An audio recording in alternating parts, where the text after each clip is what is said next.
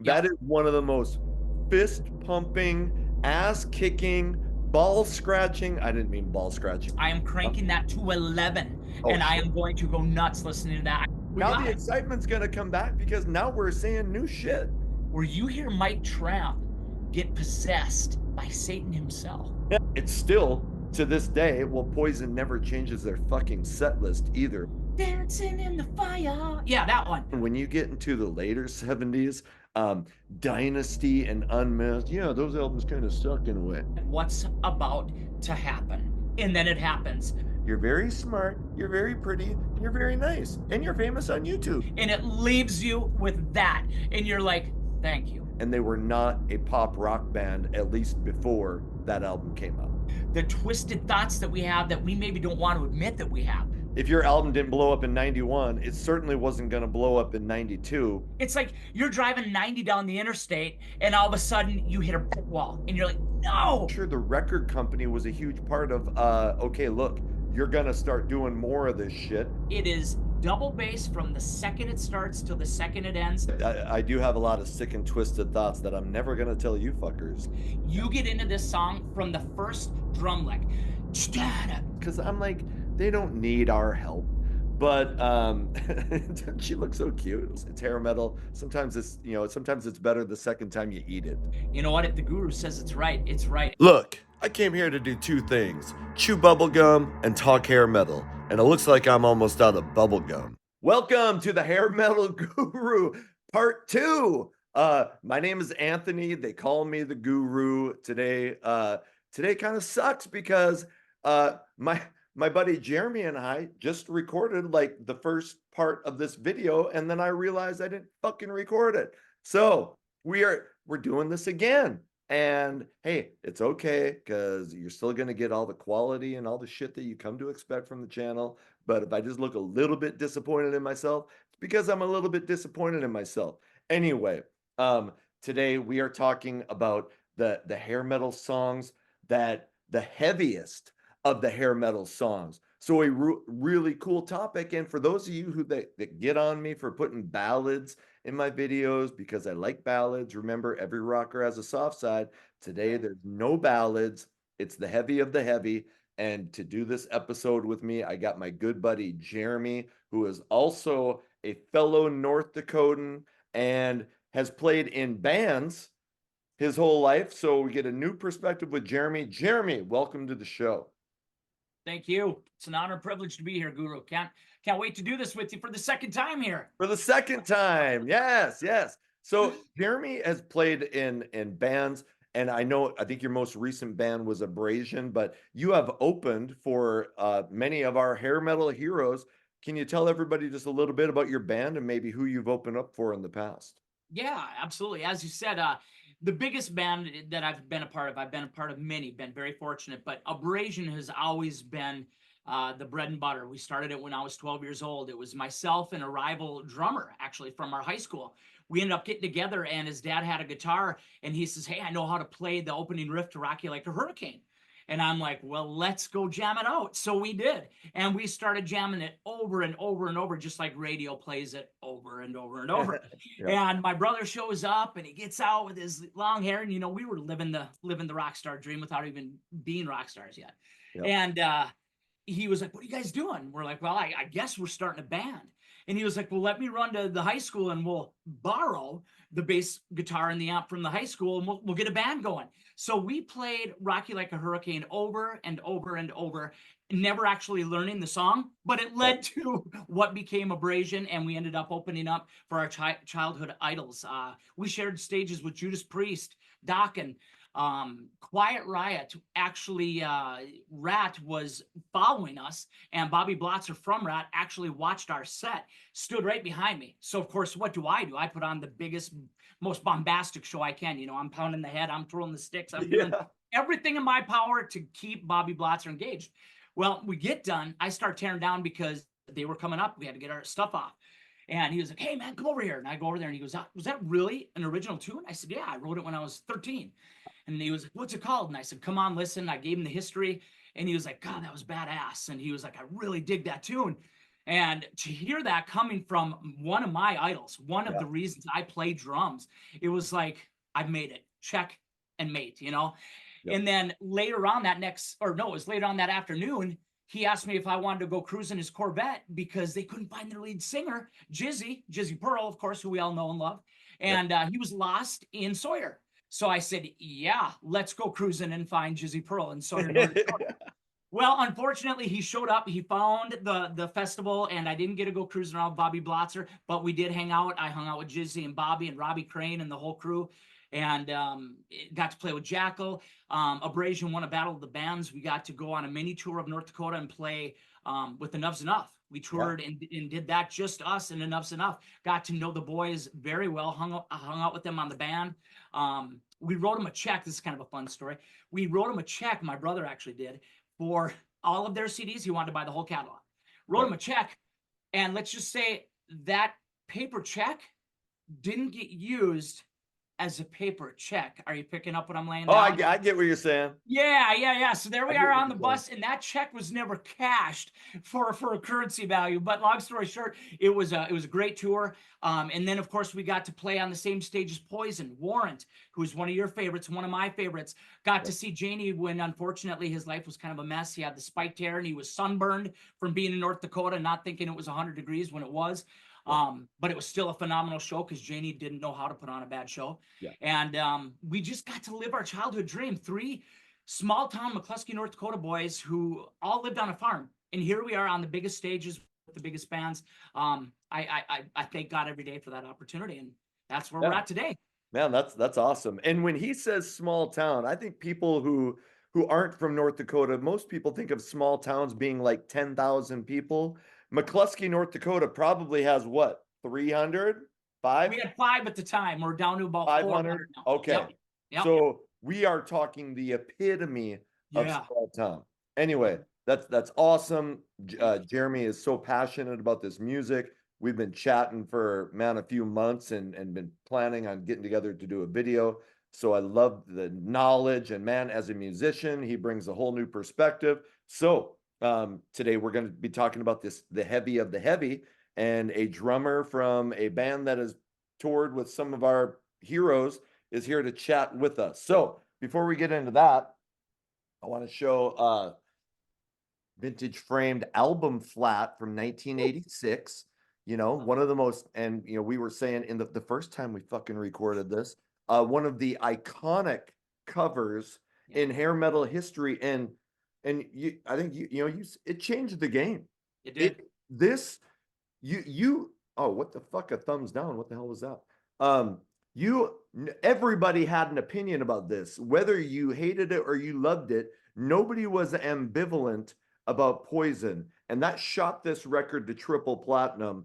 And I mean, the songs were great, and you added an image that just nobody was doing, and little boys were taking this to their bedrooms at night, and all sorts of shit was happening with that. So you got it. And like we were saying the first time around, also, you just see that cover. There are certain album covers, and that one, I can't wait to see that on your wall. But that one evokes more emotion than probably any album in the world for me, because that's when it started. Was right then and there. Poison Europe, Striper. That was the start for me. 4th grade.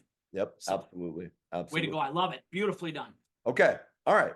So we each chose 10. We tried to find, not just, there was a lot of heavy rock songs, from hair metal bands, but these are the songs that had that extra punch, that extra kick, whatever it was that was going to get the adrenaline pumping. We each have 10. So without further ado, Jeremy, my good buddy, why don't you give us your number 10? All right, thank you. I'm going to start off with a relatively unknown artist here. He's relatively new to the game, so I don't think too many people know who he is, but hopefully I can introduce some people to a new artist here today. This album came out in 2000. Keep in mind, 2000 was kind of the dark ages for our hair metal bands. It was pretty much done and gone. And when this album came out, I knew Eric Singer was drumming on it. So I was intrigued immediately because he's from Kiss. He wasn't yet, I don't think, at this time. Maybe he was. I don't remember. But anyway, Well, I he knew. had been on the 1992 Revenge album, Yeah, right there. So he was still but touring in with them. 2000, Kiss had reformed. I didn't mean to interrupt, but No, so that's fine. Peter was back in the band. So then he was off doing other projects again. Okay, No, continue. absolutely. Thank you. That's excellent. So when I heard he was on it, I thought, it's worth a listen. This unknown singer, he might be worth his salt. And 2000 came out, and it was from an album called Brutal Planet, and the artist is, like I said, he's kind of unknown. Alice Mhm, Cooper. Brutal mhm. Planet. The song is called Cold Machines, and it is the last track on the album. And let me tell you, Guru, it is worth the wait. Yeah. You get into this song from the first drum lick, and you are hearing Marilyn Manson, The Beautiful People, which I'm not trying to say he was trying to be Marilyn Manson, but it's got that same groove with the toms just blaring in your ears. And all of a sudden, his voice comes in, the iconic Alice voice, and you're like, yeah, hooked. And then you listen to the lyrical content, and it was actually a prophetic song talking about what's coming, AI, talking about robots being in our homes. Right. He was seeing the future. 2000, 25 years probably before it was there, as Alice can do. He could see into the future. He Yeah. knows all. But it's a heavier album. So if you're not into the heavier side, it was almost grunge influenced, but it's still Alice Cooper's voice. You got Eric Singer laying down the rhythm. It is great. It is hands down, I believe, Alice's heaviest track, and that's my number 10, the one I'm gonna start it off with. So, aren't there some industrial tones to that album? Because I haven't listened to that in a long time. So I'll ask you. Does You mentioned that the first time, the industrial. When I think industrial, and maybe I have a different view of you, I think of like Nine Inch Nails and that type of yes, thing. And I don't hear that on sure, this album. I hear Marilyn Manson influence because of the there's a little bit of, okay, I kind of know what you're saying. There's a little bit of this, the effects in the background that yes, could maybe make that industrial sound is what right, you're getting at. But okay, very just a straight up drop D. It's gonna kick you right where it counts, and it's gonna keep doing it throughout the entire album. yeah, And then it finishes off the album. You had that one episode, best finishing track to an album, Cold Machines, Alice Cooper, Brutal yeah. Planet. It's my number 10. I'm a huge Alice Cooper fan. I mean, the guy is like the godfather of rock and was it there at the beginning of heavy metal. I mean, his first album came out in 69. But I loved his hair metal phase.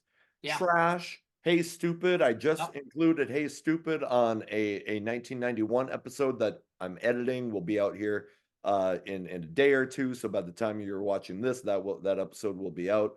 And man, I've seen the guy live a bunch of times. The dude's in his 70s and he still fucking puts on a great show. It's unbelievable. It really is. Yeah. And he's still doing it with Def Leppard and at the wherever he's doing it. And even if you don't know all of his songs, to see him live is quite an experience. So you're exactly spot on there. And like I said, hopefully I introduced everyone to a new Yeah. band. Yeah. I need to revisit that album. I have that CD, but it has been forever. So now I'm really Yeah. intrigued by that song because I do like, man, I mean the shit we're talking about. I love some of this heavy stuff.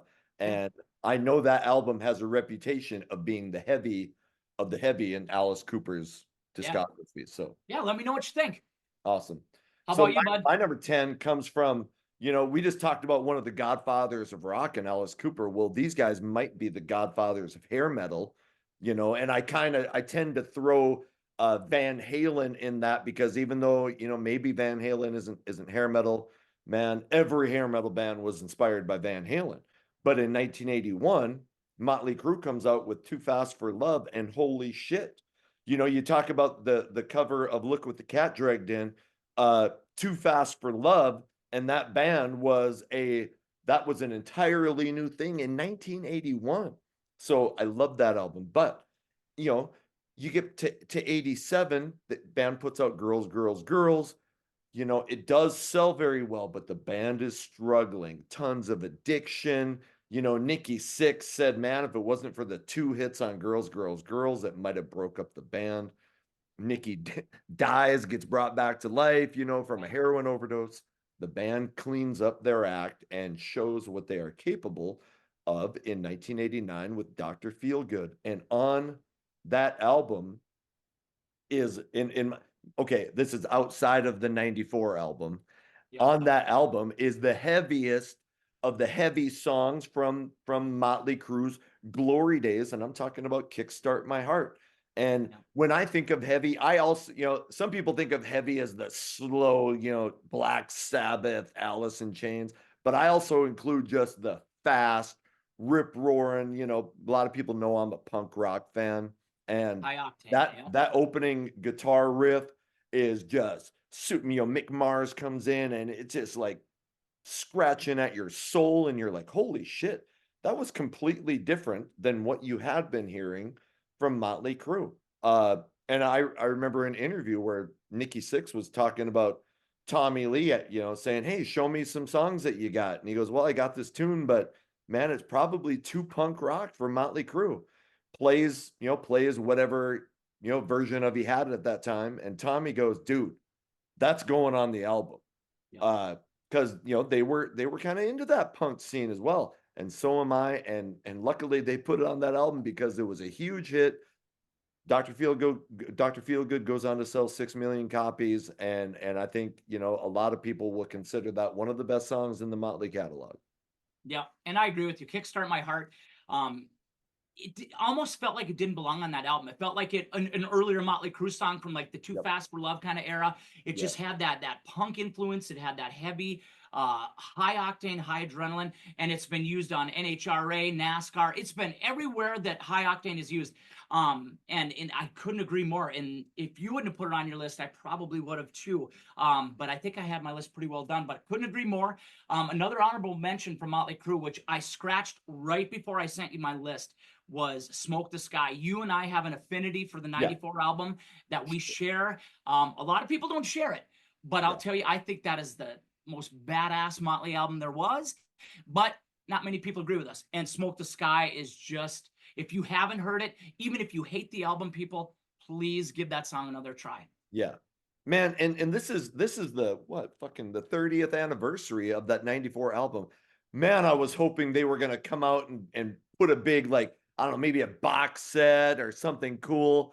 Because in underground hair metal circles, that album is almost revered, not by the national public, but true music fans, people on X that are like, just love this genre. Man, there's a ton of people that love that thing. So anyway, Amen. missed Nice opportunity pick. in Nice my pick. opinion.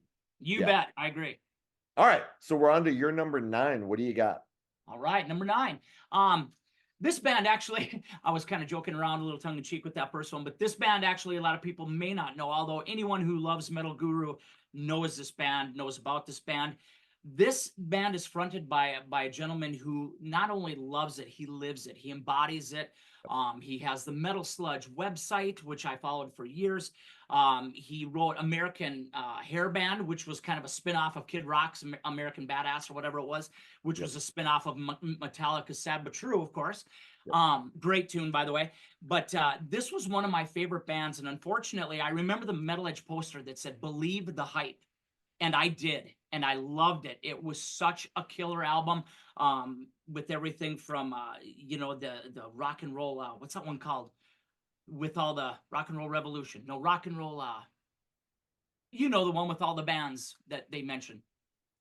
The Off of What Comes Around Goes Around.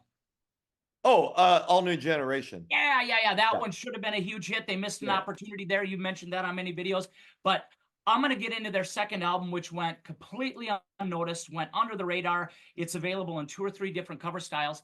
I happen to have, I think, the original here, if you could see that. It's tough, Religious Fix, and it's autographed by the band. Stevie Rochelle and the boys put this out. There's a couple videos that go with it. But the song that I focused on, and this was from 1995, the song was called Electric Church. And the reason I chose that from this album is it literally is, for people that worship at the altar of hair metal, which is you and I and everybody on this channel, it really takes you to that spot. And it's got the riffs, it's got the gritty, gravelly vocals, which I love. I love hearing that grit behind him singing. It's got the great guitar of George DeSaint. And then there's a breakdown in the middle where he's acting like a preacher. And he's giving this mini prayer, if you will, Yeah. and you feel like, all right, I am there and I am worshiping at the altar. And it's Electric Church off of the Religious Fix album from '95. Check it out. That's my number 9. Yeah, you know, I've been a tough Metal Sludge fan for forever. I remember reading about the What Comes Around Goes Around album in Metal Edge, and their picture and this interview where they were describing their music, you know, had some Poison-esque moments, you know, a little bit of Bon Jovi, a little bit of Motley Crue, and I'm like, fuck, I'm gonna pick that up. Yeah. Fell in love with that album. They actually ended up before Religious Fix, they put out a self-financed, self-produced album called Fist First. Oh yeah. Fist First became Religious Fix with 2 extra songs when they got signed to Mausoleum Records in '95. So Yep. anyway, you know, Stevie promotes this stuff. You know, he's still, you know, one of the forefathers of people, you know, from hair metal, and Metal Sludge has been great about giving, you know, all these bands attention. So I love it. And Stevie, you know, keep doing what you're doing, because you know you have been just a force for good in hair metal, and that's a great song and a great album. Very well said, my man. All What right. do you got for number 9, bud? Okay, for my number 9, and I've pumped this band a lot, and they do kind of have some. There's always some heaviness in each of at least their first 3 albums, and I love each of the first 3 albums. And the band I'm talking about is Brittany Fox. But in my opinion, the heaviest song, and when I'm choosing mine, I it's got to be heavy, and I have to fucking love it. And the second album, Boys in Heat, the opening track, In Motion, starts off with, like, I don't know, you kind of hear somebody walking, and all of a sudden you hear these tires burning out. And then you're a drummer, the drum kicks in, and holy shit. I mean, it is balls to the wall, 90 miles an hour, just speedy, hard punk rock in a way. And Dean Davidson, I mean, he's got that scratchy voice, which I love that shit. I love vocalists, you know, who sound like they've been chewing on broken glass for the last year. So utterly catchy. It's over in about 2 minutes. It's over and done with. And that whole album is great, but I love opening songs that set the tone for an album. And I feel like that song just says, hey, you thought the last album that we had with Girls School was a hit? Well, holy shit, buckle up and check out what we have for you now. Now, the cover of the album sucked. The title of the album sucked, Boys in Heat, but that whole album was great. And that song was the start of it all. So God, what a great pick. You know, when I think of that song, I think about my oldest brother. He was a rocker. He was kind of like my brother Brandon and myself, except he also had a God. I hate to call you out on this, Shannon, but he also had Debbie Gibson, Madonna. I'm not kidding. Bryan Adams, who I love. I think you and I both agree Bryan Adams is cool. But he had some of that other stuff in there. But when he got Brittany Fox, Boys in Heat, he came up to Brandon and I's room, and we were playing Nintendo, probably playing Super Mario. That shows how old I am, but whatever.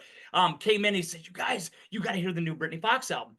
Put that on, and we cranked that sound design stereo. And like you said, you hear those footsteps, and you hear the speaker, the wheels screaming, yeah, right? yep, Yeah, yep. and you knew immediately, all right, Brittany Fox not only are ready for this album, but they kicked it up a notch. And that's just what they did with that opening track. And in my opinion, to me, it's a little stronger of an album than even their debut, because you're talking about 13 tracks versus Yeah, 10, and no filler. It just from yep, top to bottom, including their cover of Hair of the Dog, yep. it slays from top to bottom. And Abrazion, we actually ended up doing that cover of Hair of the Dog Oh yeah, exactly like Brittany Fox, you yeah. know, because they did it so perfectly. They made it their own with the screaming, and with shoot, the drummer, he's got all the flashy, his name's eluding me right now, but he just nailed that tune. And so we did that for years, and I agree, In Motion set the tone for that album. They never take the foot off the accelerator. It kicks you know what, from freaking start to finish, 13 tracks through. And honestly, I don't know if that song should be any longer because Right. it's so short that it leaves you craving more, right? You're just like, oh, I'm so ready for this album. Unfortunately, like you said, the album cover sucked. I think Oh, it was designed and made by one of the guys' girlfriends. Terrible idea. I hope he broke up with her after that cover because it was absolutely garbage. And it didn't fit the vibe of the album at all. yeah. You actually ask yourself, what are they trying to be on this cover? Is it perverted? Is it them as their youth, which I assumed it was? But anyway, the album cover doesn't match the album, but great pick, my man. And the title Boys in Heat maybe could have worked on the first album in Yeah, '88, girls' school and all that. But yeah, on the second album isn't like a big sex. I mean, I thought there was a lot of stronger and deeper lyrical content on that album. They didn't I need to agree. call it Boys in Heat. And Yep, it kind of reminds me of because close to that same time, Bon Jovi was getting ready to put out New Jersey. yep. And they were going to call the album Sons of Beaches. And John's like, that title is so stupid and cliche. They changed it to New Jersey, just a simple, hey, this is where we're from. Man, somebody should have done that with Britney Fox and Boys in Heat because that album was so strong. Like you said, very little filler. Yeah, That should have, and it came out at the right time. It came out in yep, '89. That yep. album should have set them up for at least the beginning of the '90s, and sadly it didn't. But it's funny how you mentioned your brother who listened to stuff like Debbie Gibson. Yeah. And I'm like, so you teach, I have taught, and I'm always like I taught a bunch of sophomores and juniors, and we'd always talk music, and they'd be like, oh, you got to check out, and they're naming Rihanna and all this pop music. And I'm like, you guys, if back in the '80s, if you would have told your buddies that you were listening to pop dance music, Yeah, you would have gotten your butt kicked. You know, absolutely. you just kept, if you even liked that stuff, you kept it to yourself. Yeah. Or You your know, jockstrap was hanging out of the window on the way to yes, basketball practice that yes. night. I'm telling you, Now, bud. maybe it's good. I'm sure it's good that times have changed and people are more, but I'm just like, it's funny because I'm like, oh, you guys are like admitting this, like to everybody, like you tell Absolutely. people, like, Yep. what are you doing? So Yep.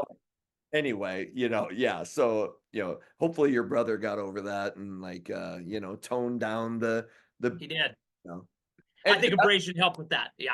yeah. So was that brother in the band or one Nope, of no, your that brothers was was that in was the my band? oldest brother. My Okay. middle brother was the one in the band with me. Yeah. Okay. One fun fact on that, Guru, I was going to mention with that Britney Fox Boys in Heat tour, a band that you and I praise. In fact, they're on this video, so everybody will knows of them. And Tough was actually on that Boys in Heat tour with them. And at the time, Britney Fox, they had Standing in the Shadows come out as a single. Dream On had just come out as kind of the slower second track and was building momentum. But then Dizzy and Michael Kelly Smith got into it. Stevie and the boys got screwed because that tour didn't finish. It didn't come to conclusion. It was stopped right there. That was the end of any promotion for Religious Fix and the end of Tough as we knew it. Yeah. And people don't, to get prepared for a tour costs a ton of money. You got it. You need to pay for all your equipment. You got to be able to pay the people that are working on the tour. You got to be able to pay the band. You Yeah. got to pay for gas and everything. So to say, okay, we have this big long tour planned, and to go to a hotel one night, see somebody get into a fight and go, hey, all that money you thought you were going to make, it's gone. Yeah. Good luck. Good luck with Yep. with the rest of the future. See you later. Exactly. I mean, that's, luckily, I mean, Tough probably didn't stand much of a chance anyway, but man, that really hurt. That really hurt Britney Fox. It really hurt Tough. And Yeah. I would have loved to have seen what happened if all that had played out and the bands had stayed together, or at least Britney Fox. But we did Yeah. get my favorite Britney Fox album, Bite Down Hard, Yep. after Boys in Heat, but still that Yeah. album didn't sell, and that was the end of the band. So Absolutely. Anyway, great pick, my man. Love the tune, love the album. If you haven't heard it out there, check it out. It's fantastic tracks 1 through 13. we're on to your number 8. All right. My number 8 was actually my first band that I got into. My first tape I ever bought, the first cassette from Kmart in Madison, Wisconsin. I remember it like it was yesterday. You never forget your first love, right? Yeah. And I remember buying it, and it had that big long thing on it that you had to get broken off by the store. I remember the whole thing because this band was on MTV. It was on Much Music. It had just a cool looking band. It had the big hair, the cool looking front man, the drummer who was smiling, loving it, playing drums for the right reasons, playing it because playing drums is honestly like breathing. It's just something once you have it in you, you have to do. And I fell in love with this band. Sadly, they kind of fell off after this, or after a while, but they did have a long run. They're still going today, just not as big. This is from the 1984 album called Wings of Tomorrow, which I'm showing right here. Yep. And it's by the band Europe. And the tune is track number 2. It's called Scream of Anger. And if you've ever heard it, it is double bass from the second it starts to the second it ends. It puts the foot on the pedal. It never lets off the accelerator, and it takes it from 0 to 100 and never stops. John Norum is shredding. The band is tight. And then you got Joey Tempest's voice just transcending it all. Sadly, their first 3 albums were all heavy like that. Not quite as heavy as Scream of Anger. But then Final Countdown was a huge hit. The keyboards became the focal point. John Norum says, you know what? I'm not going down that keyboard road. I'm putting out some solo albums. I'm going to play with Don Dokken. They get Key Marcello. They put out Out of This World. It had 1 single, and they fell off. Hair metal happened, and that was kind of the end of Europe. They're still going today. Like I said, they're still putting out albums.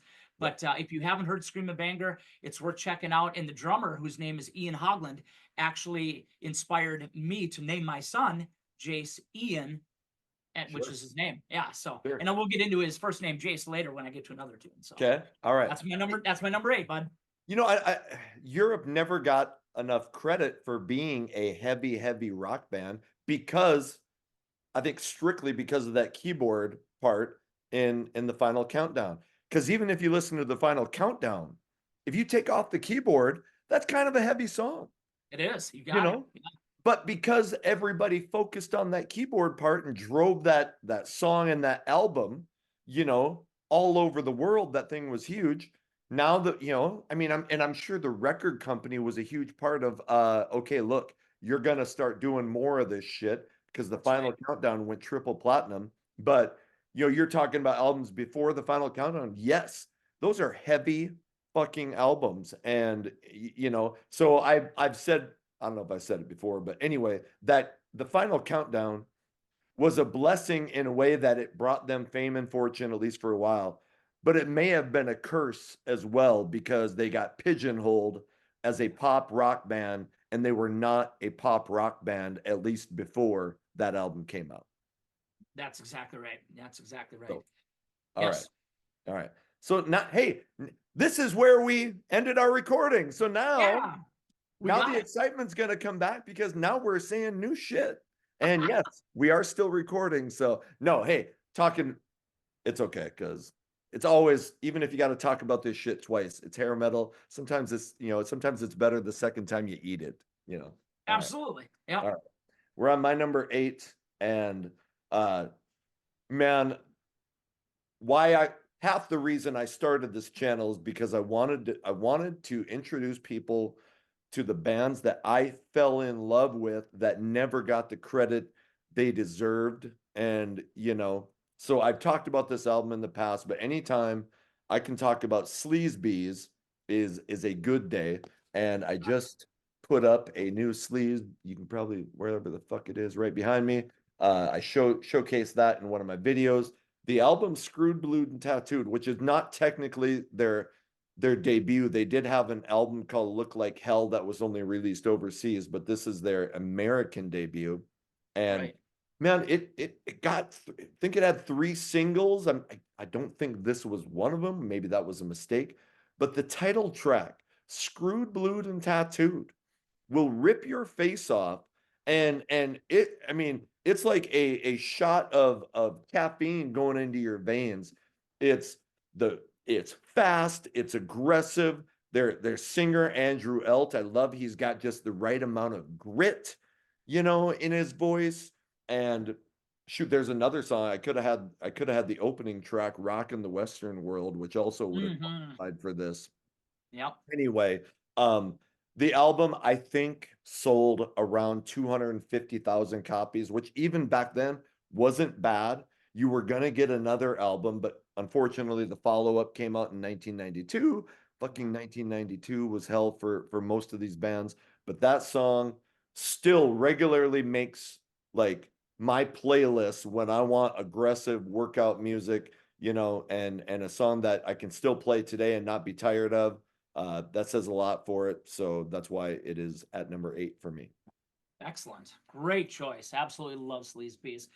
Um, okay, that takes me to my number 7. This is a Yeah. band that I mentioned earlier we had the opportunity to open up for. And after opening up for them, this was the second day of that same festival that I was referring to earlier. I got to hang out with the guitar player, also the namesake of this band. And we ended up talking, not just music, but life. We ended up talking for nearly an hour as he was doing his warm-ups, doing his licks, his chops. And security came up and they said to me, "Hey, you need to go, Tracy." I just gave away who the band was. "Tracy needs to warm up." And Tracy said, "Nope, he's good, man. He's with me. He's hanging." One of the greatest people I've ever met in my life. One of the most sincerely great people of all times. Of course, I'm talking about Tracy Guns.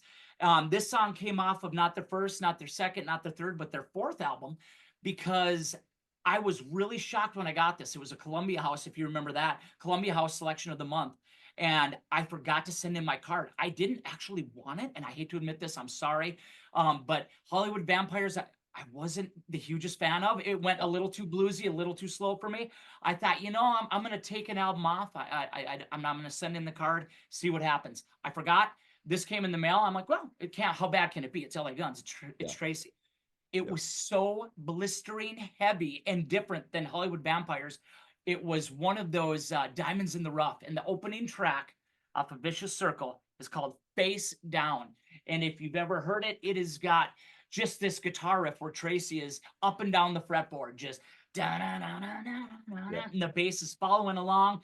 And honestly, I don't think Steve Riley is doing the drums because, no offense, Steve, I don't think you're that talented to do it. It's a very intricate song with a lot of hi-hat fills and this and that. I think there was probably a guest drummer, although it's not in the liner notes. I've checked, trust me. But Yeah. it is such a killer tune. And I thought, wow, they got back to being the sleazy, heavy LA Guns that I fell in love with when the self-titled came out. So that is my my number 7, Face Down, LA Guns, Vicious Circle. I should have at least included that as an honorable mention in the 93 to 95. And I'm right with you. Hollywood Vampires, I was kind of let down by that album. Most people know I'm not a blues guy. It's over now. I love ballads. That's not really the best ballad in my opinion. But this was a return to form, a lot more gritty. And Yes. so now I need to listen to that song, but there was a song that I was almost going to include off that album. I don't know it, and hopefully I get the title right. Nothing Better to Do. And Yeah, and I don't think it's not Phil singing. it is not. It's It's the bass player Mick, or not Mick Cripps. Kelly Nichols. Kelly Nichols is singing that Kelly one. Nichols You sings got it. that. Yes, And it is heavy as shit. I love it that is. song.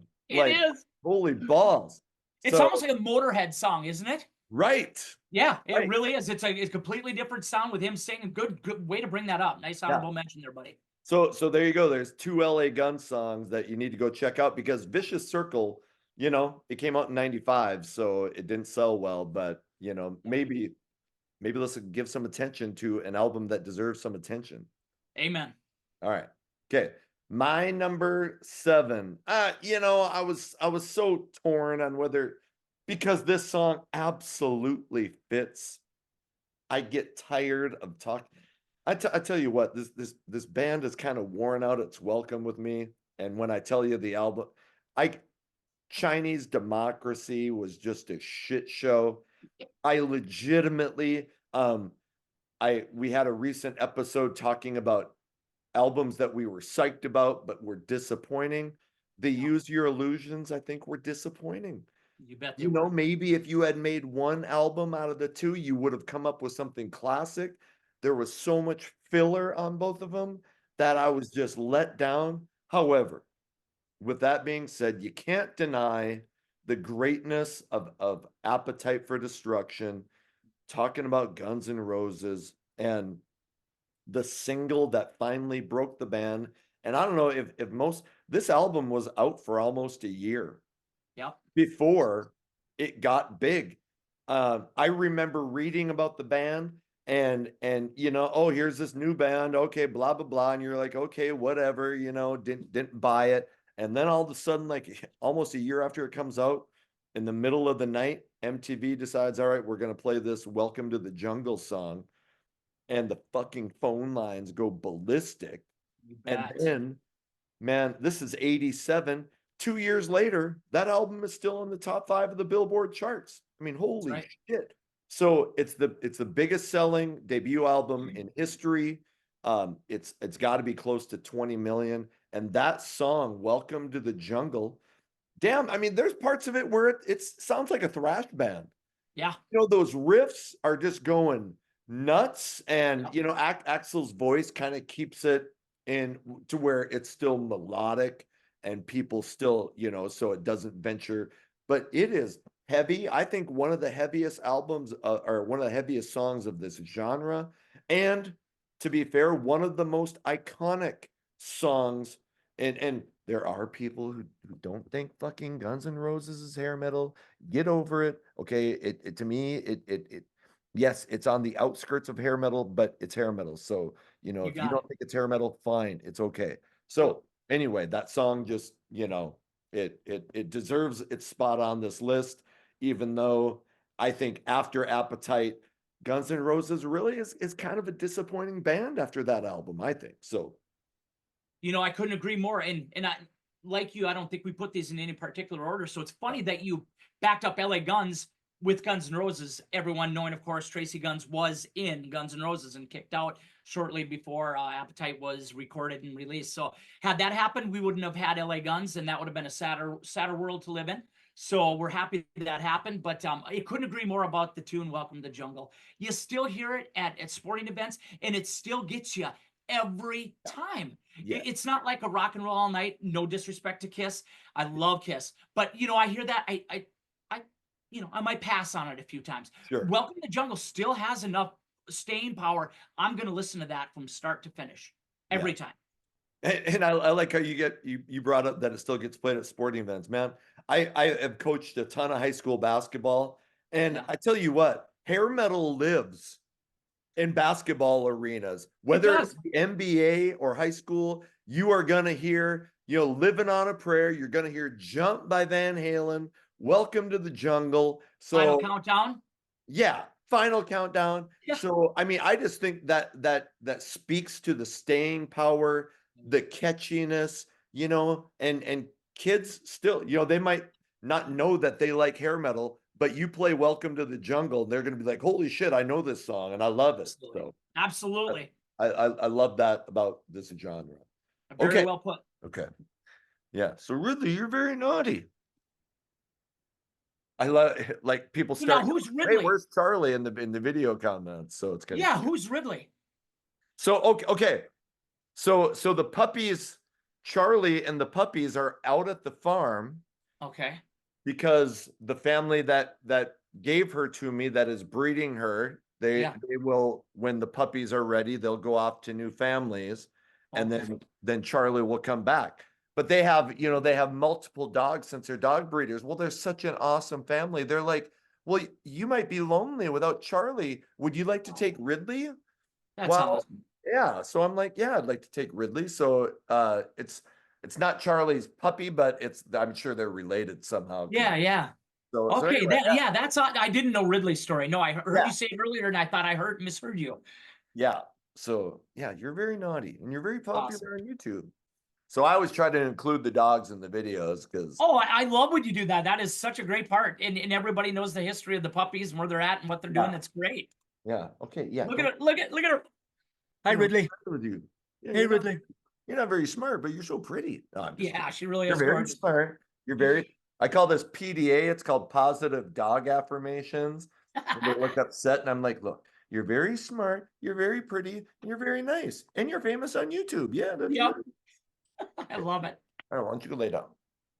You just had a bacon strip, so you should be good. All right, we are on your number 6. What do you got? All right, my number 6 comes from a band and an album that came out in 92. This has been kind of the fodder of many of your videos, the 90 year that didn't happen, but did. There was some good stuff still coming out. This next one is a fine example of that. It's by my boys out of Atlanta, Georgia. And if you've ever heard them speak, you could tell they're from Atlanta, Georgia. They got that deep South accent. And they have one of the most charismatic, bombastic guitar players in the genre. Sadly, he was in a band that just didn't get their due. They had a little bit of success. They had 2 fantastic albums. The second one, the sophomore album, probably better than the first, and that's saying a lot. But it was a little bit heavier. It was a little bit more, I think, true to what was happening at the times. And the bass player, Jace Fincher, for this band, is where my son got his first name. So now you know the origin of my son's name. Jace, spelled the same as this bass player from this band. Ian from Europe. And the band I'm referring to is South Gang. Yeah. Atlanta, Georgia. Their second album, Group Therapy, was just it was a sophomore release. You're always nervous for the sophomore. You never know because they don't have their whole lives to record it. You don't know if they were rushed. All those things you talk about in your other videos.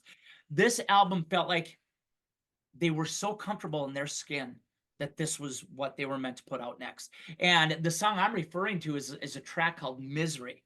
And have you ever heard it? I have that CD and I love that album. Like right now, it's escaping me because I probably haven't listened to it in a shit long time. Sure, So sure. you're gonna have to. Yeah, no, I feel you. It starts off with there's a drum fill, right? And of course, as a drummer, I think a lot of my stuff comes from that, but it has a drum fill, and then it goes into this great misery, misery coming down on me. And then you get Butch Walker, Marvelous 3, giving you a shout out. Love you guys. Hitting this riff, drop D South Gang. And it just, and it's slow, it's heavy, it is kick you in the crotch, fantastic. And you're like, this is South Gang. And then it gets going and it keeps going. And again, full throttle all the way. However, there is a however in this one. It goes solid for about 2.5 minutes. Around the 3-minute mark, they decide to break into the slow transition, which leads into the next song, which is a ballad. And there's no warning. It's like you're driving 90 down the interstate and all of a sudden you hit a brick wall and you're like, no, you wanted another minute. You wanted another 1.5 minutes of the song because the chorus, Misery, the riff, the drop D, Jace's bass, Slug's drums behind it. Everything is perfect on this song, the whole album, but this song in particular is their heaviest track. And it's just not long enough. I wish they would have given us another minute and a half out of it. Man, it's unfortunate that, because the debut came out in 91, Group Therapy came out in 92. It's unfortunate that the debut Tainted Angel didn't do better because, man, I mean, if your album didn't blow up in 91, it certainly wasn't going to blow up in 92. And that band is so talented. I love Jesse Hart. I love his vocals. And I mean, Butch Walker, shit, that guy's like produced Avril Lavigne and tons of pop punk bands. SR-71, all kinds of stuff. Yes, shit. I love SR-71, by the way. Yeah, I do too. Yeah, I do too. Marvelous 3 was fantastic. And then he has a pretty strong solo career. And I have some of his solo shit, and there's some really cool stuff on there. So yeah, so I'm bummed that South Gang didn't do better. Now I need to go listen to that song because it's been a while and I can't remember. And shit, the fun of doing this episode is I'm like, okay, got to go listen to South Gang, got to go listen to that Alice Cooper song. So I get excited when I hear about shit that I don't know about. Yeah. So, yeah. Yeah, that's how I feel after I hear something as well. It's like I can't wait to go downstairs, crank it up, put my headphones on, and hear it with all of its entirety. So yeah, that's my number 6, and that's my son's name. So I was happy to share that with you, buddy.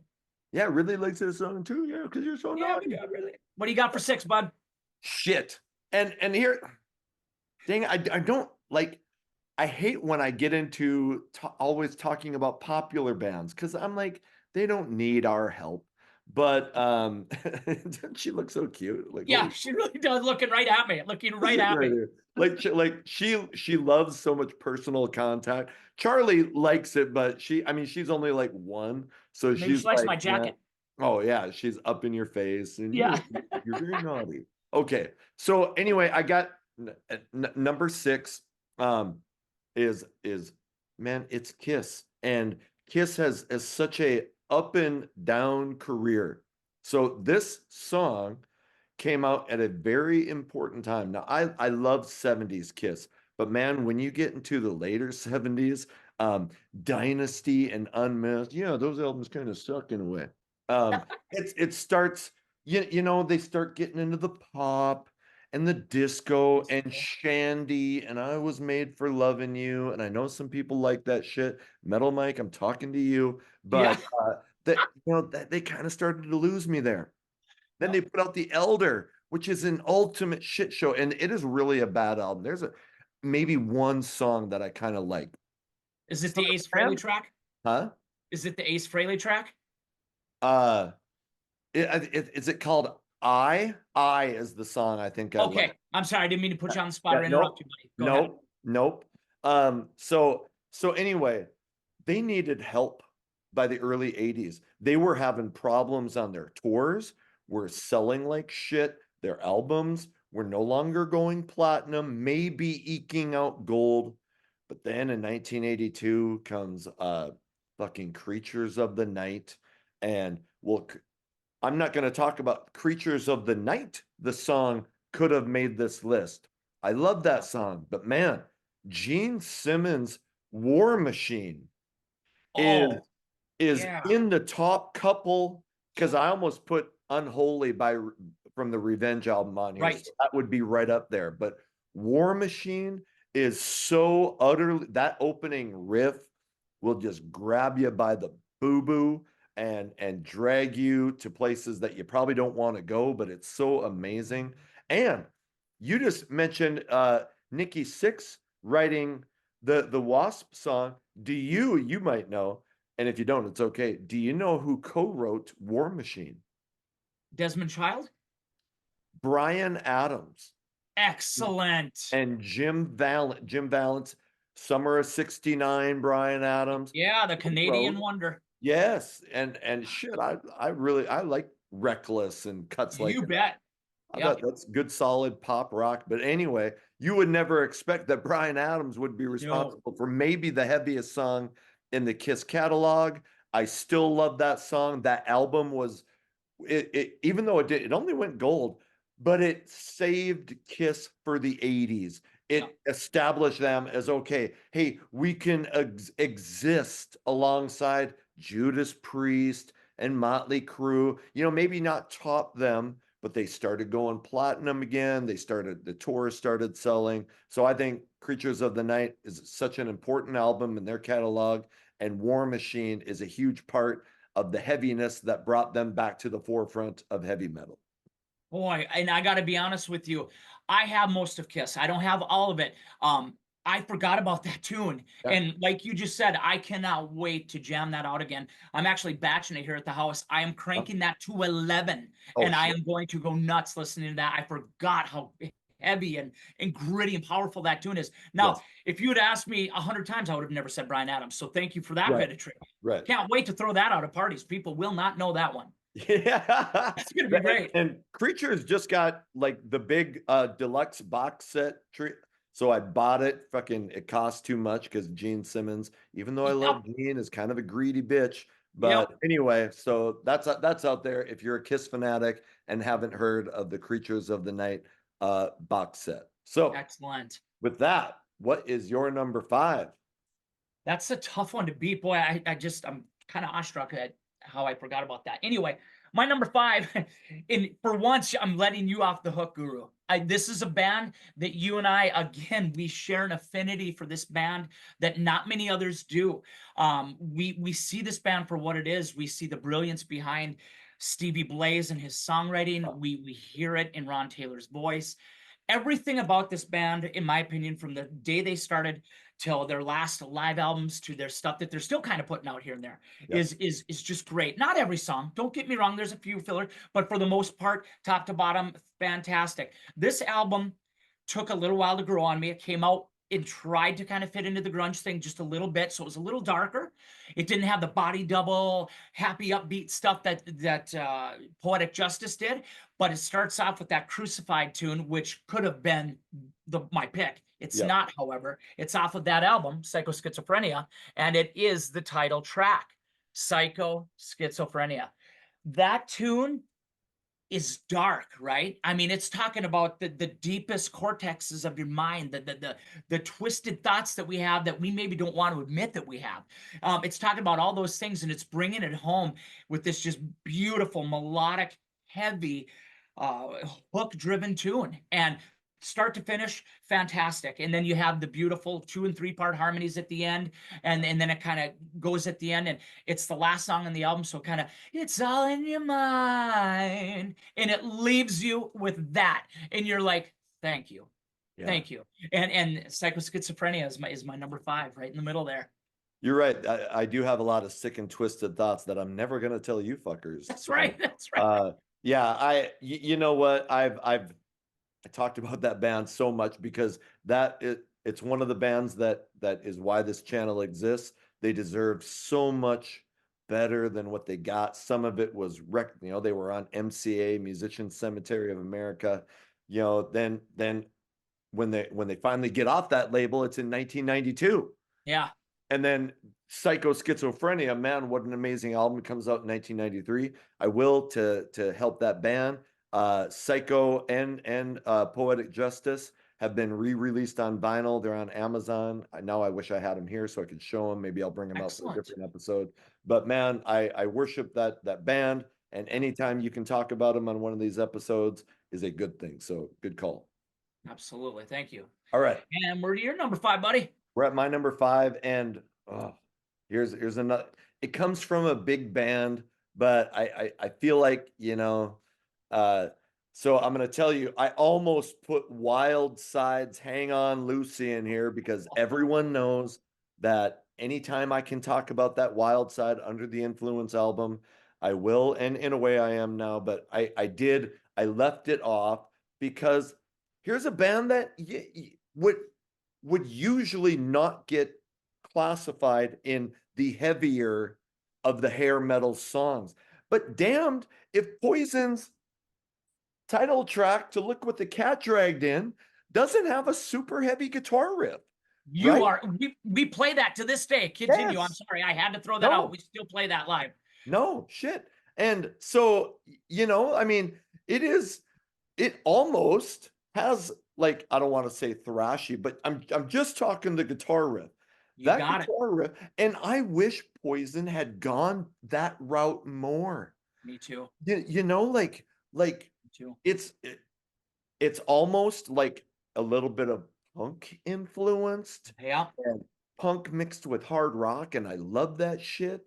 And I love Poison, so I'm not bashing on them. I mean, their first 3 albums, that's a great 3 album run for a hair metal band. And which the fact that they had 3 multi-platinum albums, that puts them in the capability of being on the stadium tour with Motley Crue and Def Leppard. So I love them, but I think that song doesn't get enough credit for being heavy. It wasn't a single. I have no fucking clue why that song didn't get a video and get pumped as a single. It's super catchy. So anyway, it's still to this day, well, Poison never changes their fucking set list either, which kind of sucks. You always get the same shit, but whatever. It still opens up their concerts to this day. So it's one of my favorite songs by them. It comes in at number 5. Oh, did you nail it? We actually open our shows, Abrazion does, with that song. And we do the exact Swallow This live, every live. We do the whole thing because it's all about production, right? And we get into that and we do it. And every time, everyone in the crowd just goes nuts. They're doing Poison, Look What the Cat Dragged In, and it gets such a response, whether it's at a street dance in Harvey, North Dakota, or whether it's in Fargo, it gets the same reaction, and everybody loves it. So again, to your point, why did it not get released as a single? That is one of the conundrums we'll never have answered. And then it was such a heavy song, that and Play Dirty, and they never, ever went back to that kind of sound, ever, and it's sad. Yeah. because they did Because it I well. would have much rather had something more like that than fucking your mama can't or Yes. your mama don't dance. I mean, Yep. anyway. Or Bad to Be Good or something like that. I agree. I Or am right good with you, love buddy. with the harmonica. Jeez, I hate that Yes. shit. Yep. I'm with you. So Nice pick. Nice okay. pick. All right, we are on to your number 4. All right. Um, I can't remember who this is, but there is someone on this channel, and I'm not going to say his name. I think I know who he I is, but I'm not will. going to say his name. That does not agree with me. In fact, he will wholeheartedly disagree with me, and that's okay. That's what makes us music lovers so diverse, is we have different opinions. This song was introduced to me on Headbangers Ball back when I was, what year was it? It was 91. So I would have been 13, going on 14. Headbangers Ball in Minot. I'm at my aunt's house. It's Thanksgiving, and my brother Brandon and I are watching Headbangers Ball. Everybody else is playing cards in the kitchen. And the debut comes out for this track. And you hear that first little lick. Dun, dun, dun, dun, dun, dun, dun, dun, and you're feeling it, and you're like, what's about to happen? And then it happens.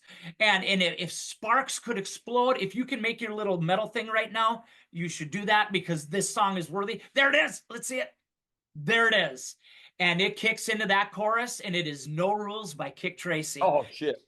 And it blows my socks off. My brother and I look at each other and we're like, chills. We got chills. And we're jamming to this, and they're doing it in a church. And it is Stephen Chirot is a unique voice at the time. No one knew that kind of voice necessarily. And of course, he could have went on to sing for Stone Temple and in some other projects, Velvet Revolver. But he unfortunately was limited to the Kick Tracy projects, as far as I know, unless you know of other projects he did. Yeah, no, and they only had that one, and then they only had an EP called Field Trip, and that And was that's the end not of them. it's not very good. I was so waiting for a second one. That EP came out, and the first track is heavy. The rest is all very, very kind of iffy. But anyway, that No Rules track kicks off that album, and just one of the heaviest songs. And again, if you have something nearby that you can punch without breaking your fist, I recommend you do it, because that's what this song was written to do. It's written to get you, or kick your leg up as high as you can without pulling your groin. Whatever it takes, you hit it when they hit that chorus.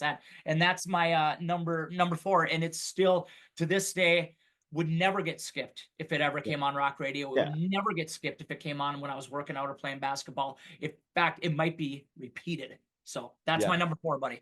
I just watched somebody kick up their leg and I pull my groin. So there you go. Anyway, you're exactly right. That first, and I don't play guitar, but and then all of a sudden it kicks in, yes, and you're like right now I got goosebumps just thinking about it. Like, mm-hmm. so that is definitely a non-skipper.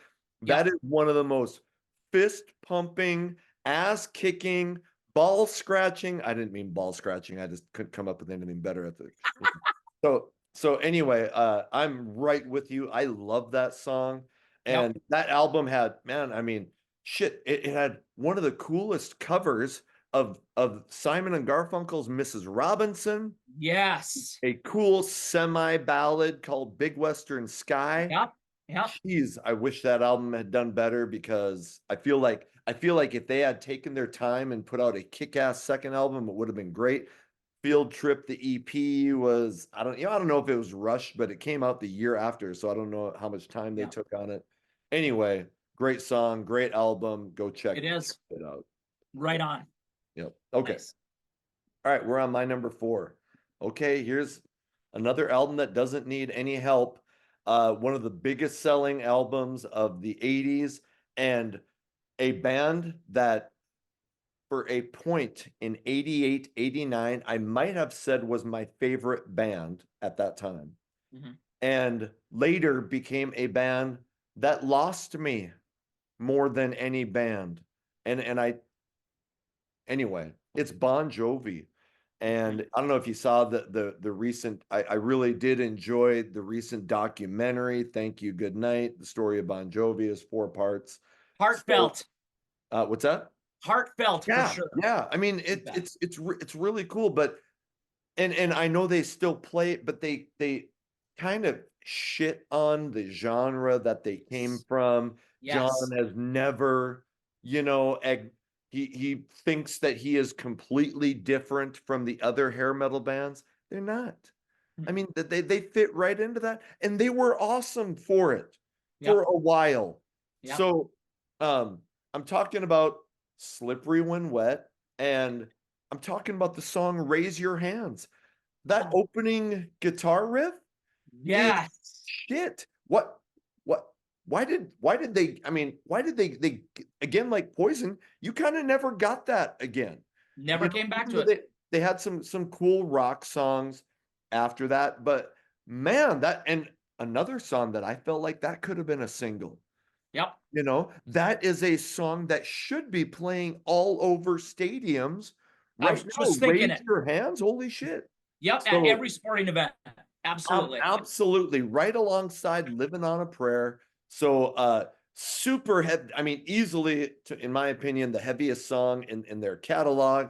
It, you know, Slippery When Wet, it wasn't a single. It didn't need to be, because Slippery When Wet was loaded with singles, and I love that album. I think Wanted Dead or Alive is one of the uh epic songs of the hair metal genre. I love that song. I loved the follow-up New Jersey. They started to lose me on Keep the Faith. And then, you know, and now for the last whatever albums, John's been doing Bruce Springsteen Part 2, which fine. I mean, you know, you do that if you want to, but you lost me with that shit, and Yep. I'm kind of pissed that you know, you kind of shit on the 80s in a way, but for a period of time, one of my favorite bands, and that is one of my favorite songs. Excellent.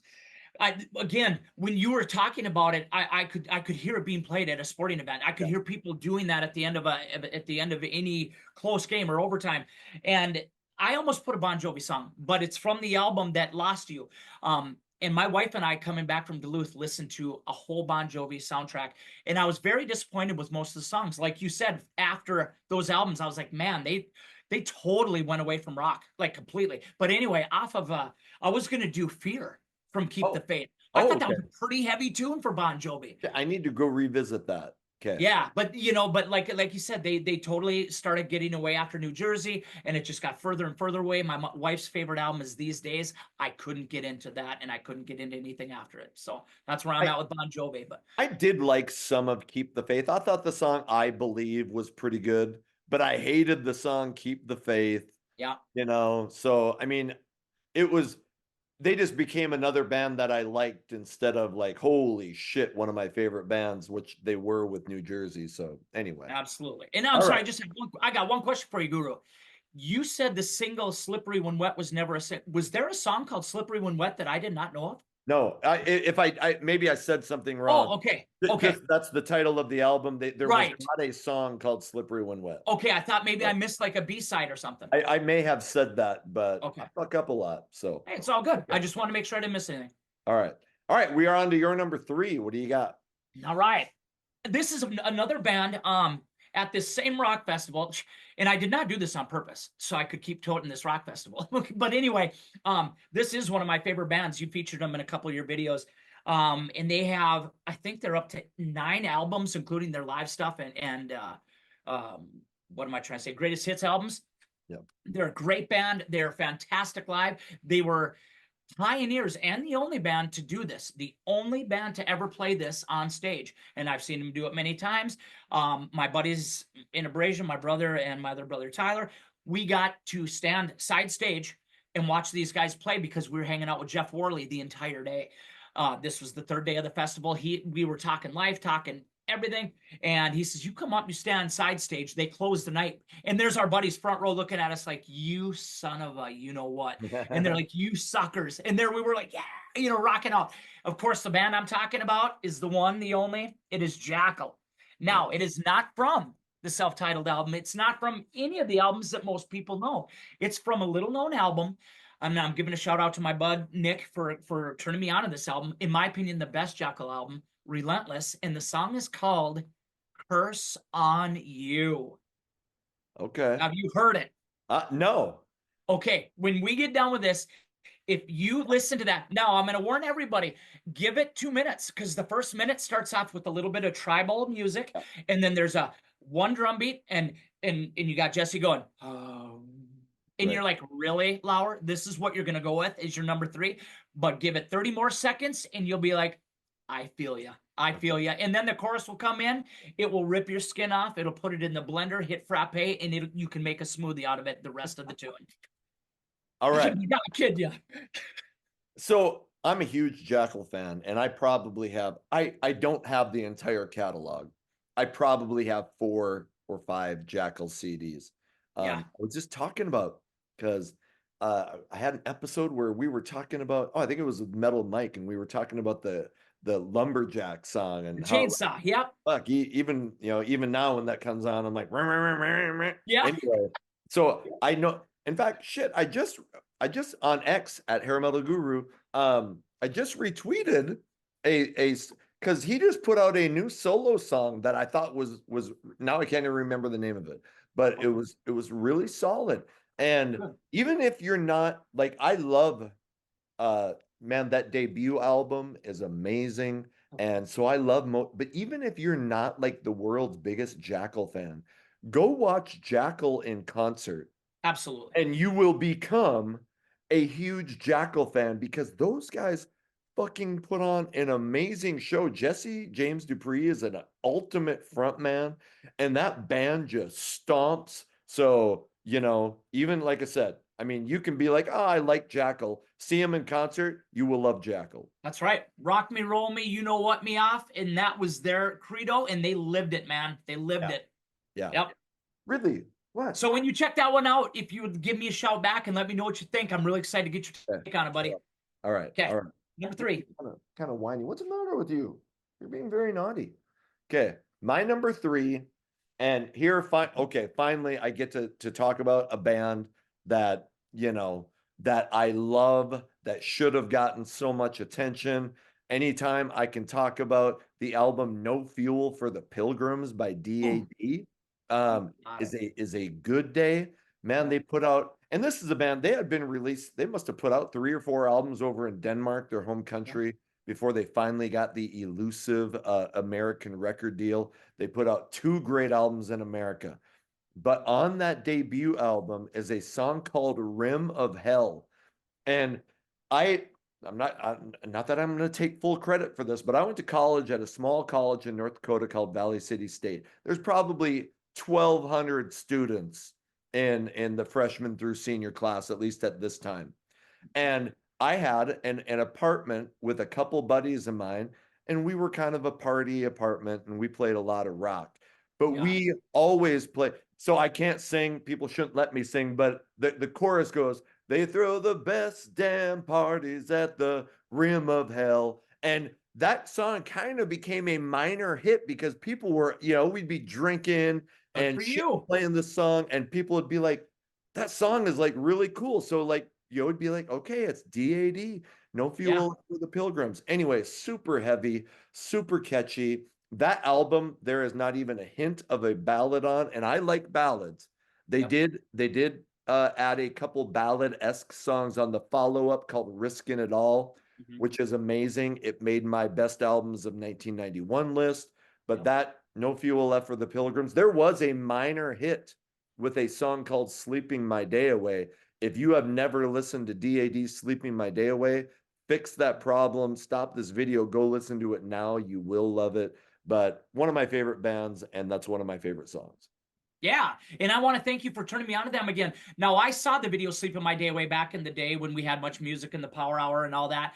It's also on my heavy metal compilations, so I've always loved that tune. But I honestly didn't give the albums. I didn't, and it's not because I did it deliberately. I just never bought them. So when you were toting them on a couple of your videos, I'm like, you know what? If the guru says it's right, and I gotta play that. So that is on my list. I'm writing lists as I go through your videos of bands to check out, and that is one of them. So thank you, and I will be listening to that. Rim of Hell, is that what it's called? Rim of Hell. Yeah, right on. I will be checking that out, bud.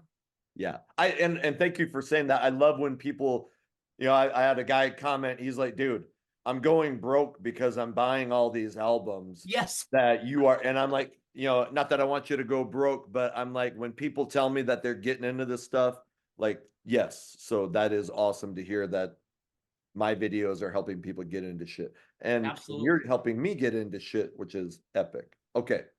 We are on to your number two. What do you got? Right. Finally, I kind of feel bad. I really do, because people are gonna like want to skip over my parts of this video, and they're gonna be like, this guy doesn't know. I don't know anything this guy's talking about. But then I think about it, and I'm like, no, this is the Metal Guru channel. People know these bands. They Yeah. know these bands, so we're fine. This is a band that most people know. They did sell a lot of records. Probably would have went on to do a third album. They did actually. It was called Too Good to Be Alive. But they probably wouldn't have waited as long. But their lead singer, who in my opinion is one of the best vocalists of all time, Mike Matijevic, got seriously injured while playing Dancing on the Dancing in the Fire. Yeah, that one. And had a bit of scaffolding fall on him. And Yeah. it pretty much ended Steel Hearts.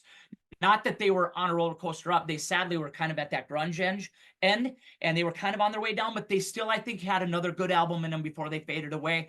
He got hurt. It was the end of them. But it was this album here that put out their heaviest tune. Can you see that one? Yep. And it is the album by the same name of the as the band. It is called Steel Heart. And if you are a guitar player, if you are an aspiring guitar player, hell, if you just like guitars, you will love how this song starts. It is one of the fastest riffs, and it's just guitar and hi-hat. And Mike basically coming to you as a 15-year-old, talking to his mom and dad, saying, you know what, I'm gonna do this thing. I'm gonna do this rock thing, whether you like it or not. And this is me. Love it or leave it. This is what I'm doing. And I got a steel heart, and it is heavy, heavy, heavy. All of a sudden the drums come in, and Mike hits one of his glass shattering notes. Your screen will shatter, your windows will shatter, and it's off to the races. And it's called Steel Is Heart. it the song Steelheart? Literally called Steel Okay. Heart. Yes. Yep. Okay. And So, which is also very creative. yeah. So Yeah. somehow you probably pronounce the name right. Like you might be the only person in America who knows. My buddy Ryan just calls him Mikey Steelheart. Right on. I'm like, is it Mike Matajevic? Blah blah blah, whatever. You know the guy from Steelheart, anyway. Right. Yeah. That second album, Tangled in Rains, I felt like the first album was pretty heavy, but the second album, even though there was some kick-ass ballads on it, got Yes. a little bit heavier. I felt like they were Yeah. like kind of following the Skid Row. The Yes. debut was known for like pop rock. Everybody Loves Eileen was kind of a pop rock song. Obviously, Never Let You Go. Yeah. But then Tangled and Rains got heavier. Yeah, And 92, they kind of took hold of it. Yeah. and 92. So, what else can you say? But yeah, I saw them. It must have been 2008, 2009 in Fargo. They were playing with Firehouse, and there's probably Excellent. 1,000 people there, and damned if that guy still doesn't have that vocal prowess. I mean, that shit is impossible to sing. So Impossible. Yeah. And that's why he was chosen as the voice of the Rockstar movie to sing all those songs for Steel Dragon. Because if you think about hair metal in that movie and what that encompasses, for all you who haven't seen Rockstar, go watch it. Mark Wahlberg kills it. But he's the voice of Steel Dragon. So right. It's not Mark Wahlberg, folks. No, he is still Mark the Funky Bunch. I'm sorry to tell you. right. But it is fantastic, and I love everything he does. But Steel Heart is their heaviest track. It'll put some adrenaline in your veins right now. And it'll put some hair on your chest. And if you don't want it, it might take the hair off your chest. So yeah, it never worked for me. I never got that. Yeah. All right. I trim it. I do some manscaping there. So attaboy. I'm sure people are glad to know that shit. All right. My number two. I've said this before, I'll say it again. There was a period in probably 1990 where the band that I identified more with any other band was Skid Row. And when Youth Gone Wild came out, you're like, oh, this guy's, and later on you find out really you weren't that fucking wild when you were a kid. But when that song came out, I'm like, he's talking about me, people don't understand us. Like, I'm a rocker. How can people hate rock and blah, blah, blah. Yeah. So anyway, that debut album comes out, and man, I wore out that cassette tape because I'm an old fuck. It sells 5 million copies, and there was some fairly heavy shit on there. I could have included Big Guns. Big Guns has a really epic opening riff. For sure. When you talk about heavy and Skid Row, And I won't talk about Subhuman Race because Subhuman Race is a shit No, show. no So, need. Yep. oh No my need. God. So yes, that album is heavy, but this, the Slave to the Grind album was heavy. It was still had melody. It was still ultra catchy. Sebastian's vocals were supreme. Now, there was tons of heavy all over this album. The opening single, Monkey Business, after that acoustic intro was super heavy. But Yeah. I love the title track, Slave to the Grind. I Yep. love that they released that as a single. It's got a kick-ass video. They were Yep. like, fuck, yes, our debut album sold 5 million copies, but we're going to take this to the next level. And I've said that Slave to the Grind is my favorite Skid Row album. They still had great ballads. Oh, you okay? You I'm look looking for them on the shirt here while you're Oh, okay. talking. That's what I thought. No, they're on here somewhere. Go on. Sorry. Okay, no, I'm no, no, distracted. that's all right. It had 3 epic ballads. The shit was heavy all over the place, but Slave to the Grind, the song, again, punk influenced in a way, that the bass and the drums Yeah. just get that thing going. Like you're like, no way they can go this fast. Like and I'm not a drummer, you are, but that song sounds like it would be a hard song to drum. So hard. Sebastian's is screaming his ass off. I still put this on workout playlists. It's in my top 5 or maybe even top 3 Skid Row songs of all time. Slave to the Grind, the title track. Excellent. Excellent. My guitar player, Tyler, bless his soul, he pushed for this song. He pushed for Abrazion to do this song for, I would say, upwards of 5-6 years. And of course we did it, right? Yep. No, we didn't. I can't even say that we did. I'm so ashamed of myself. You put it on your list, and I wish I had this awesome story to tell you about it. We simply, I don't think, could play it like Skid Row could play it. Yeah. I think Tyler could have played it. Singing, either he or I think could have pulled it off. Not Sebastian worthy at all. Please don't, not even close. But we would have gave it our best. My brother on bass, it would have been, he would have tested that old, hopefully he's been practicing, if you know what I mean, keeping that grip strength up. So maybe we could have played it now that I think about it. Hey, anyway. I wish Brian from the Hairband Basement was here because I always get him jokes about, Yeah, you do. He plays bass, and I'm like, oh, I'm sure your right hand is strong enough to handle any of these songs. Trust Absolutely. me. Anyway. But yeah, no, so that's all I'm going to say about that. So for 5 years, Tyler pushed us to play it. And Tyler and I played it, but Brandon never learned it, or we never pushed him to learn it. We never got it into our set list. And that's a shame because now I don't know if it would carry over, if people would remember it as well. Right. The layman person, us metlers would, but we should have played it. I wish we would have. I wish I could say proudly that, yes, I played that on stage in front of 20 people or 10 people or 100 people, but we just never finished it, and that's sad. But what a great killer, absolutely fantastic tune. And that album sold 2 million copies, but mainly because the debut was so huge. Yeah. Unfortunately, none of those songs were hits. I've said that, a bunch of times. Yeah. I put that album in my flop list because even though it went double platinum, you would find it all over used CD stores. None of the songs became hits. So, a lot of people love that album. Yeah. It started the downfall of the band. Everybody knows about Subhuman Race. It was a shit show. Sebastian is kicked out of the band after that, but damn. Yeah. That Slave to the Grind album debuted at #1, and that song just still, man, it'll get your juices flowing. So Absolutely. Last thing I'll say about Skid Row is I know how much you and I like the punk influenced metal. yeah. I think of Riot Act, and I think of those are so punk driven 80s heavy metal that I can't imagine you don't love that song. Just the way that starts with that riff. And now that you bring that up, their covers album Beside Ourselves, Yeah, they covered Psychotherapy by the Ramones, and Rachel Bolan sings it. That is my favorite song on that album. And they got a video for it too, if you want to check it out on YouTube. And it is out there. Fucking awesome. Absolutely, man. Yeah. Jeez. Good pick. Good pick. All right. Okay. we're down to the end. We're on to your number one. What is your Woo! number one? Now, I can't wait for all the Metal Guru fans to see this one because we all know what the Guru thinks of this album.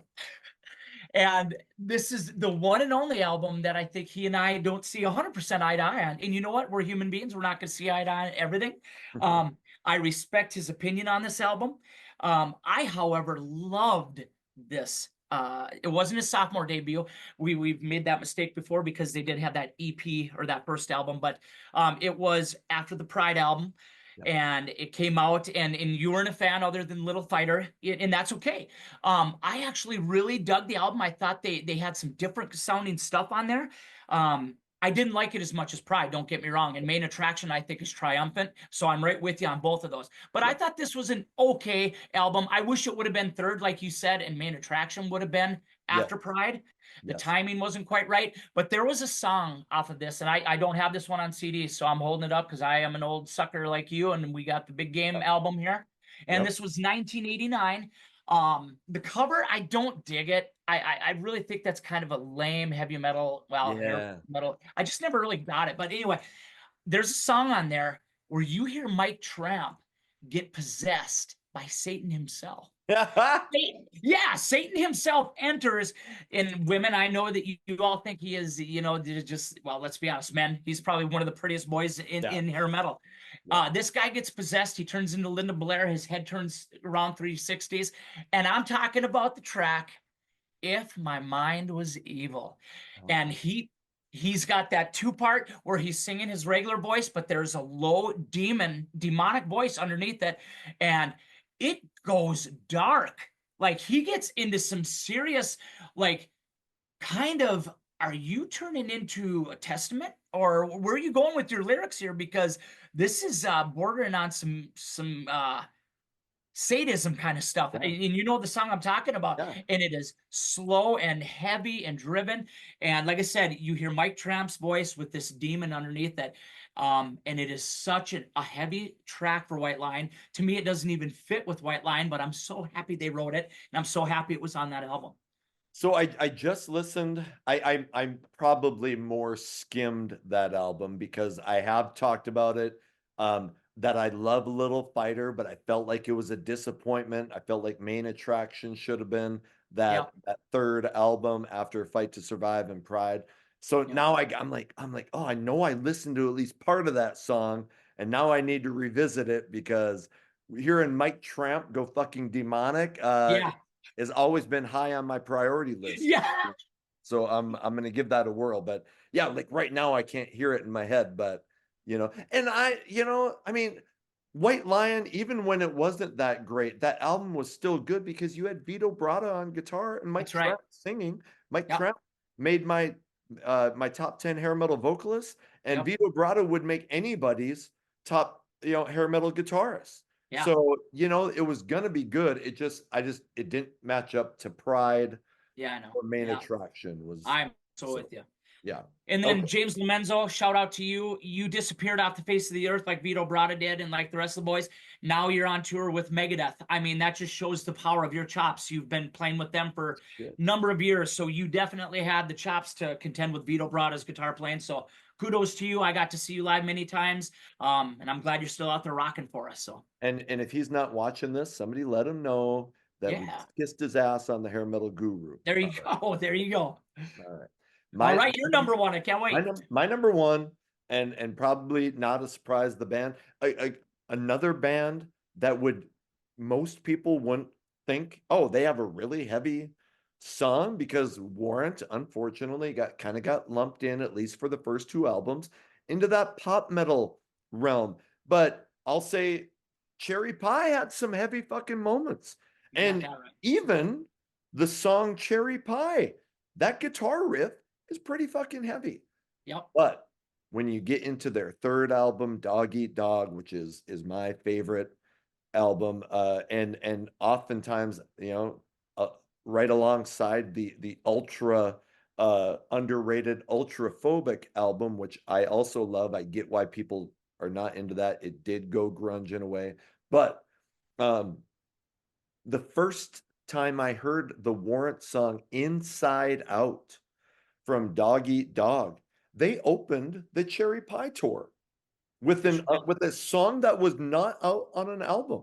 Yeah. And they come out fucking ripping and roaring, and you're like, what the fuck is this? Is Warrant going thrash? Well, that this is easily again heavy and fast and up tempo, and I just think Janie Lane could do no wrong on vocals. The dude did ballads, the dude did hard rock. He could sing pretty, he could sing growly and gritty and everything in between. I saw Warrant about probably 30 times, and the dude did not miss notes. No, he Skid didn't. Row, I'm a huge Sebastian Bach fan. You watch old concerts and he'll hit a bum note all over the place. A lot of people do.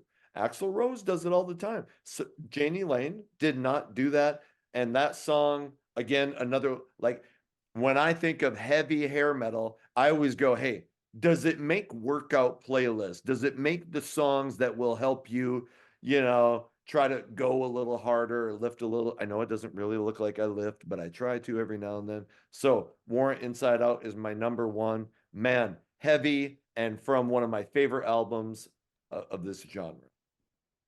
When you and I started talking about doing this video with this on it, I knew Inside Out was going to be on yours because otherwise it was on mine. In fact, I just got Spotify this week. My wife signed us up for Spotify Duo, and the first song I put on my workout playlist, and again, you might not know that I work out, but I do as well. Yeah. But the first song literally was Inside Out, and it's for everything you just said. I don't feel I need to extrapolate at all, other than saying that Dog Eat Dog is hands down, in my opinion, the best album.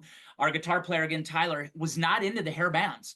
He did not like the same music that Brandon and I liked, but he respected it enough to at least give it a shot.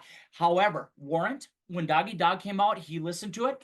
He sat in the back seat of his Vista Cruiser, and he says, I don't care what anybody says. And I'm like, okay, here we go. Here's the knock to Warrant, the knock to, he was like, Janie Lane gets better as a songwriter and lyricist with every album, and he could go down as one of the best by the time his career is over. Unfortunately, we all know the tragic end of his demise, but he seriously did get better on every album, including Ultraphobic and Belly to Belly. Yeah, it was very dark, but it was very, very much into what he was in. Angry Young Man, that's who he was at that time. Oh, shit. And I loved both of those albums. I have them right over there in my CD case, but Inside Out, like you said, they were playing it long before it was on the album, and I was so happy that it was put on this Dog Eat Dog. It fit so well right at the end of that. Hey, if you haven't seen, so Warrant did a pay-per-view in 1991 where Firehouse and Trickster opened, and it was on pay-per-view. It's on YouTube now.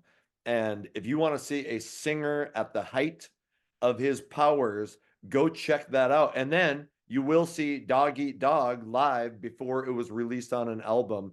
And people might laugh if they're not fans of hair metal, but I put a Janie Lane performance up against the top frontman in the history of rock. The guy could command a crowd. Yes. And again, he didn't miss notes. He was funny.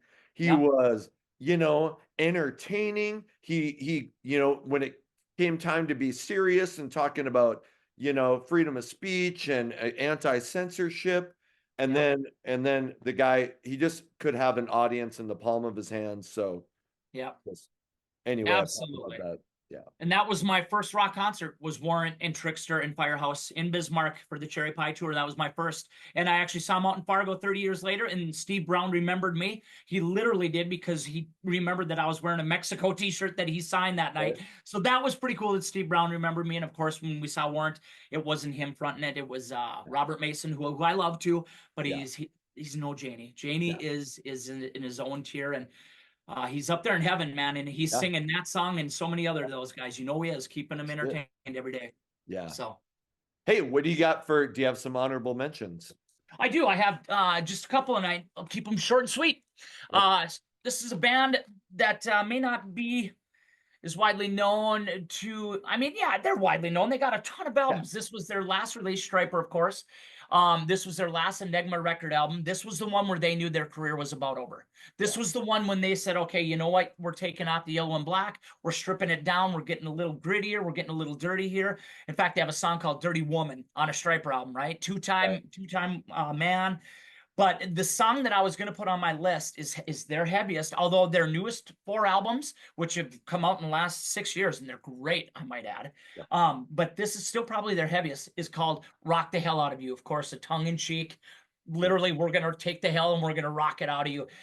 Fantastic closing track to this great stripped down Against the Law album, which they said, you know what, Enigma's dropping us. Our genre's over. We're done. We're going out with a bang. My other honorable mention is from Retroactive, which I had here somewhere. Anyway, from Def Leppard, Retroactive, and it is Fractured Love. The way that comes in with that slow drum beat, and you can just feel what's coming. And all of a sudden, the guitar comes in. Steve, I think Steve Clark was still playing on this and still alive, and you could hear the jin, jin, jin, jin, jin, jin, jin, jin. And it's going to a rhythmic tribal beat, and all of a sudden, it hits that, and it starts growling and starts going, and it never stops. That's probably the heaviest Def Leppard song, in my opinion. So that's my other honorable mention. And I just have one more, and it's from Tesla, and it is Solution from the Bust a Nut album. Oh, one shit. heavy track, probably their heaviest album, and one of my favorite Tesla albums. So there it is. I made my 93 to 95 list, Bust a Nut. Yes, it did. Yes, it did. I think Retroactive, and I love early Def Leppard. Adrenalize, I've always but I think I might like Retroactive better than Adrenalize. Oh, yeah, I agree with you. Great shit. You bet. Album. So, yep. Okay, mine, Def Leppard, Let It Go from High and Dry. Man, Joe Elliott's voice hits things that you don't think he's going to hit. I love the swooping guitar riff that leads off that song. One of my favorite Def Leppard songs. I mentioned Wild Side, Hang On Lucy. So, and then McQueen Street. The video isn't out yet, but the song My Religion, McQueen Street, made my top 10 albums of 1991. I worship that album. And My Religion is lyrically, it's deep. Guitar riff, it's kind of slower and moodier in a way, but heavy. So anyway, yes. I love that album. I'm right with you, and that was always my favorite songs from the McQueen Street album, and I loved almost every song on it. But that one with that eerie kind of religious feel at the beginning, where they're haunting and taunting you, and all of a sudden it kicks into that. Such a great honorable mention, buddy. What a great list you came up with. Yeah. Hey, Jeremy, man, it's your first video on here. I hope there's many more. I loved having you on the show. Thank you for being here, man. Thank you for having me. I enjoyed every second of it, bud. All right. Hey, go check out Jeremy's top 10. Go check out both of our lists. Hopefully there's something on there that maybe you haven't been exposed to. You know, tell us what we missed. Tell us where we fucked up. Tell us what we got right. Hey, until the next episode comes out, my name is Anthony. They call me the Guru. Take care.